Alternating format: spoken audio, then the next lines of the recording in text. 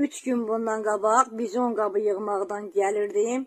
Gördüm ki, Seymurdur, Dədəliği Maisdir, bir də aşağı başın baş narkomanı Canı 1995-ci il təvəllüddür. Əlağalı Şahin Vaqifoğludur. Oturublar Kamaz Sabirin evinin dalındakı vagonun qabağında küləylər fıskırtırlar. Məni görüb qaçıb girdilər qəbristanlığa.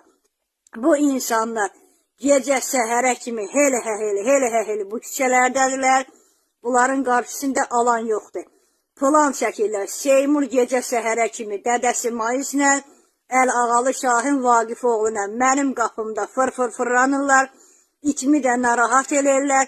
İmkan vermirlər ki, öyümdə yaşayayım ki, biz qərənfili öldürəcək, bu öyü satıb ələ keçirdəcək. Bunların qarşısı niyə yığmırlar? Seymur suka agentdir deyənə, suka işlədiklərinə güvənir.